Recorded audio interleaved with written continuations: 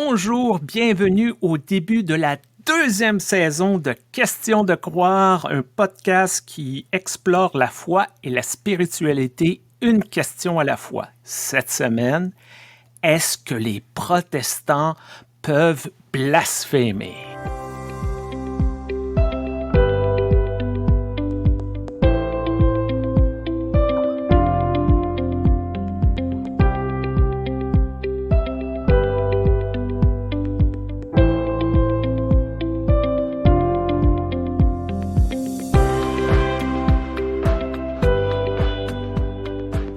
Bonjour Stéphane, c'est génial de reprendre.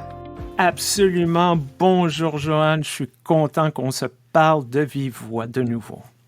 C'est la rentrée et à la rentrée, on aime bien un petit peu en église discuter, faire un peu du ragot autour des petits scandales de l'église. Oh oui.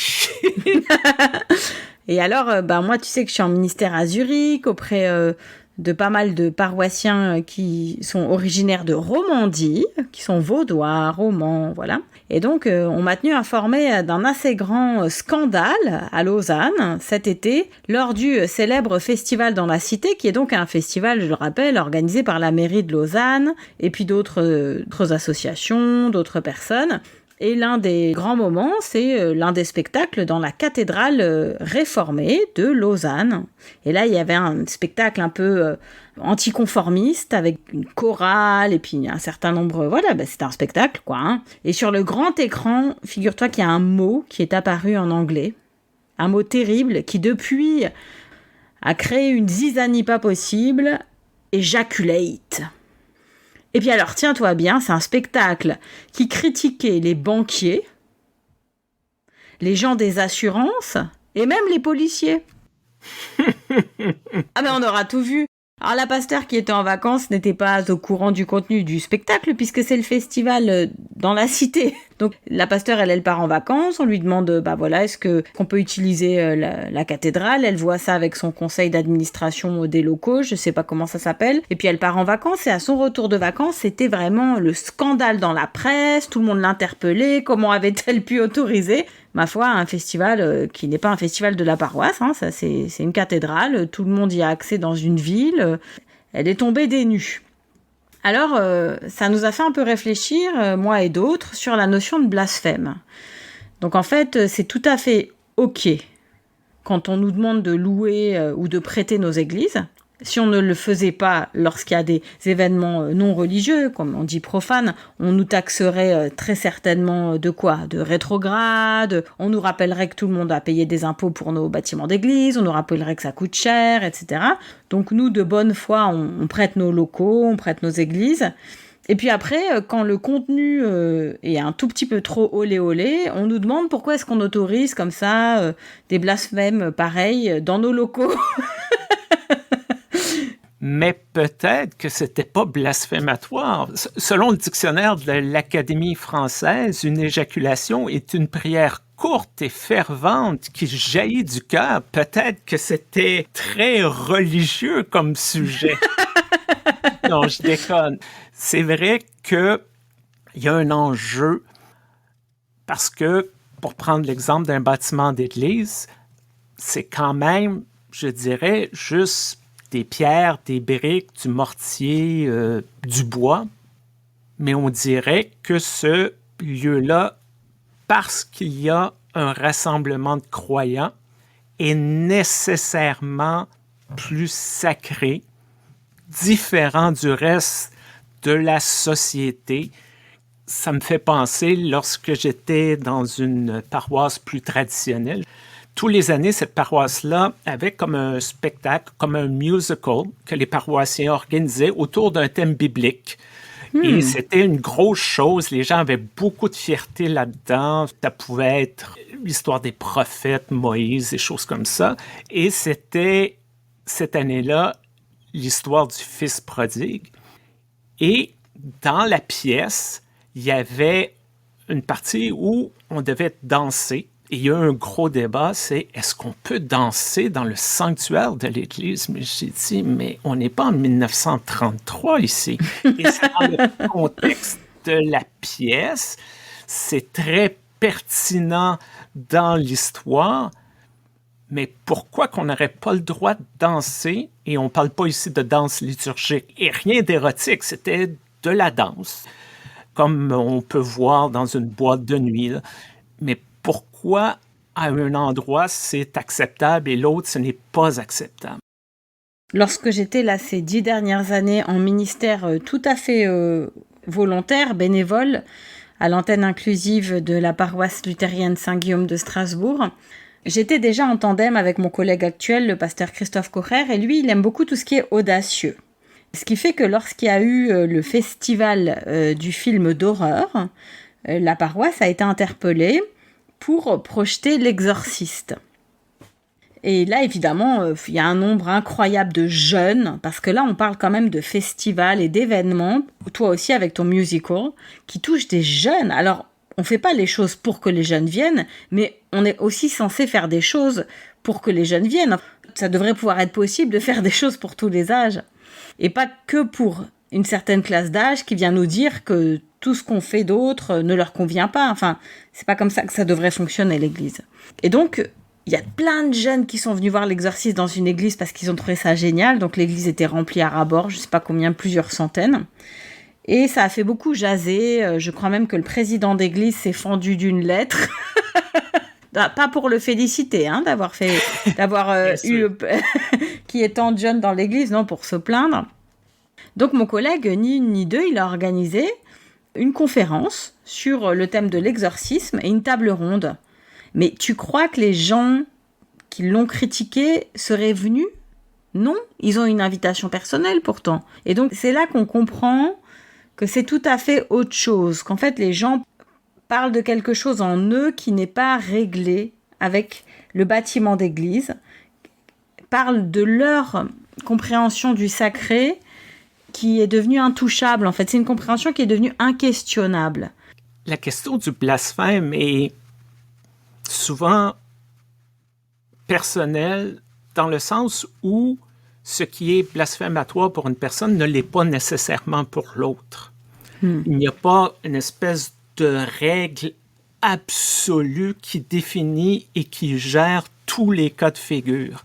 Donc, pour moi, ce qui est blasphématoire ne l'est peut-être pas pour l'autre et vice-versa. Et d'où la question qui décide. Dans une paroisse, est-ce que c'est la personne qui a le plus de pouvoir? Est-ce que c'est la personne qui donne le plus d'argent pour financer les activités? Est-ce que c'est la tradition? Est-ce que c'est une lecture littérale de la Bible?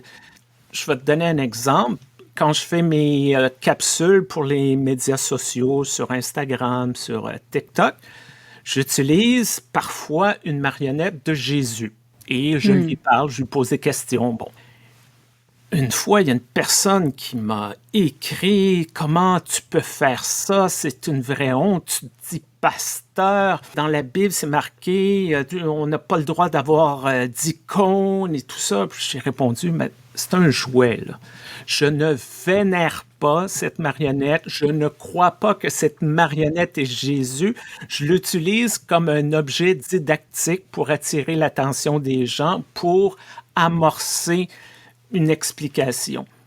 Mais pour cette personne-là, c'était un blasphème, c'était un sacrilège absolu. Je veux pas qu'on m'impose une espèce de grille, mais je devrais pas aussi être capable d'imposer une espèce de grille. Pas parce que moi, je suis un peu choqué que tout doit arrêter pour tout le monde.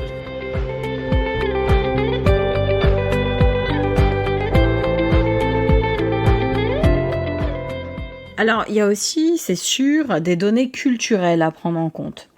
Là où je vis la moitié du temps, en Alsace-Lorraine, on a longtemps eu, en fait, un délit de blasphème. Wow! Et ouais, c'est assez dingue. C'était un peu une exception dans les territoires français. Et il n'a été abrogé qu'en 2017. Wow! Mais oui, c'est très récent. Ce qui fait que du coup, les personnes se sentent aussi autorisées, quand elles ont été élevées dans cet état d'esprit, à parler de blasphème, puisqu'on les a élevées à repérer ce qui pourrait relever du blasphème. Et c'est vrai que comme on est dans une région de France qui malheureusement a connu l'antisémisme d'une façon assez forte, puisque avant on était la région d'Europe avec le plus de mélange dans les villages entre juifs, protestants et catholiques. Ça, c'était l'exception européenne, c'est-à-dire qu'en Alsace-Lorraine, il y a quelque chose, par le protectorat de tous nos petits seigneurs, par le fait que dans le reste de la France, les protestants avaient été persécutés, mais pas dans la région Grand Est. Moi, je dis Grand Est pour simplifier, mais voilà, la région rhénane. Du coup, les protestants savaient que eux, ils avaient été protégés ici, mais qu'ailleurs, les autres avaient été déportés, massacrés, avaient dû s'exiler. Et donc, ils ont aussi toujours mis en place des systèmes. On ne pourrait pas prétendre que les gens célébraient les différences, mais ils s'entraidaient dans leur vie très fragmentée. On ne se mariait pas les uns avec les autres, ça c'est évident. On n'était pas enterrés dans les mêmes coins du cimetière, mais il y avait quelque chose qui se jouait là de l'ordre de la survie quand on est une minorité. Et malheureusement, quand le régime nazi est venu, les Juifs n'ont pas du tout été protégés à la hauteur de toute cette coexistence parce qu'une partie de la population était finalement germanophile. Et donc n'a pas vu venir derrière tout ce que ça pouvait comporter de terrible. Voilà, donc il y a une racine, quelque chose de très fort dans cette région, qui fait que on apprenait à repérer le blasphème aussi pour protéger les communautés religieuses des éventuels abus de langage, des profanations de tombes, etc. Donc ça pouvait être un ressort intéressant dans ce temps-là. Mais malheureusement, d'abord, ça n'a pas empêché le terrible massacre des Juifs. Ça n'a pas empêché avant 2017 toutes les profanations de tombes. Et à partir de 2017, on l'a abrogé parce qu'il y a quand même des gens qui s'en saisissaient parfois pour attaquer la créativité, pour attaquer les spectacles dans les églises. Donc ça a été abrogé. Alors voilà, il y a parfois aussi des gens qui viennent de cultures dans lesquelles on peut s'en saisir. Je pense tout particulièrement à certaines cultures arabo-musulmanes ou bien orientalo-musulmanes, dans lesquelles on se saisit beaucoup de ce concept de blasphème pour empêcher finalement la pluralité. Mais, comme dit, nous, dans notre région, Alsaco-Mosellane, on s'en est saisi aussi pendant très longtemps. Donc, ça n'a finalement pas grand-chose à voir avec la culture ou la religion. Simplement, ici, ça a été abrogé. Je t'écoute et ça me fait penser à une pièce de théâtre qui a été présentée pour la première fois en 1979 au Québec, à Montréal. Ça s'appelle « Les fées ont soif ». C'est une pièce de théâtre qui visait à dénoncer le patriarcat dans le grand mouvement féminisme. Et c'était une série de monologues. Et un de ces monologues était la Vierge Marie qui se plaignait un peu du rôle qu'on y réserve, ainsi de suite. Et ça a créé une commotion. Les gens qui manifestaient devant le théâtre, je vois un lien, on n'a pas eu de loi qui régissait le blasphème, mais tu parles de gens qui ont été élevés dans cette culture. On était encore au Québec, au Canada français, dans une culture très ancrée dans le catholicisme romain. Aujourd'hui, de ce côté-ci de l'Atlantique, nous sommes dans une société beaucoup plus séculaire. Je ne crois pas qu'une telle pièce de théâtre ferait un scandale puis qu'on créerait au blasphème. Donc, il y a aussi ces questions de contexte, ces questions peut-être générationnelles, ces questions de la façon qu'on a été éduqué, la culture dans laquelle on a été éduqué, qui fait qu'on peut crier au blasphème plus rapidement ou moins rapidement. C'est vrai. Alors, on dirait que ça n'a rien à voir, et en même temps, j'ai écouté là un podcast sur Simone de Beauvoir, donc je ne vais pas partir dans cette idée du féminisme, mais c'est vrai que Simone de Beauvoir, elle a tellement fait scandale quand elle a sorti son livre, Le deuxième sexe. Et dans le podcast, on apprend qu'en fait, ce livre-là, il est étudié dans pratiquement toutes les grandes universités en Iran, Stéphane. En Iran. Si tu demandes à la plupart des jeunes femmes québécoises ou françaises, peut-être qu'elles le lisent même plus, ce texte. Enfin, elles savent que le livre existe, elles connaissent certaines parties qu'on utilise à tort et à travers, mais les jeunes étudiantes iraniennes, quand elles étudient la culture française, quand elles étudient le féminisme, par exemple en géopolitique, elles le lisent, ce livre. Et donc, je suis hyper étonnée de voir combien nous, on pourrait penser que la société iranienne a une tendance à pointer du doigt, à décréter que plein de choses sont des blasphèmes. Et nous, quand le bouquin est sorti en France, était très blasphématoire finalement. Il y a toujours des inversions, des décalages selon les cultures, à d'autres endroits où ça va être intégré à la culture, d'autres endroits où sur le moment ça va être décrié. Là, j'ai regardé aussi la mini-série sur Brigitte Bardot. Ouais, elle est un peu triste, cette mini-série, mais elle est hyper révélatrice d'une époque. Et à la fin, mon mari m'a dit, mais en fait, presque toutes les actrices sont un peu comme Brigitte Bardot aujourd'hui, mais ça choque plus personne. Elle a fait certaines choses, elle a montré certaines parties de son corps, elle a dit certaines choses, et puis on criait au blasphème aussi. Elle a divorcé aussi 3 ou 4 fois, enfin. Voilà, elle avait une vie très libre, comme beaucoup d'actrices maintenant. Donc ça dépend toujours des époques. Une fois, il y a un pasteur qui a prêché et qui m'a donné une clé de lecture assez intéressante à propos du blasphème contre le Saint-Esprit. Je ne sais pas si c'est quelque chose qui, toi, t'a déjà intéressé ou que t'as déjà mobilisé. Je connais un peu, mais c'est pas une grande préoccupation dans mon cercle théologique et dans mon église. Ouais, c'est ça. Alors que dans d'autres églises, par exemple les églises évangéliques, néo-pentecôtistes, on leur en parle beaucoup. Et ce pasteur, comme il travaillait donc en banlieue parisienne, il avait des paroissiens qui l'avaient interpellé. Donc il a bossé là-dessus. Et j'étais une fois à une pastorale en région parisienne. Et il nous a sorti le tableau de Guernica, de Pablo Picasso. Ce tableau, d'abord, il était en noir et blanc, ou en tout cas dans les sombres et les clairs, et puis après, il a été colorisé.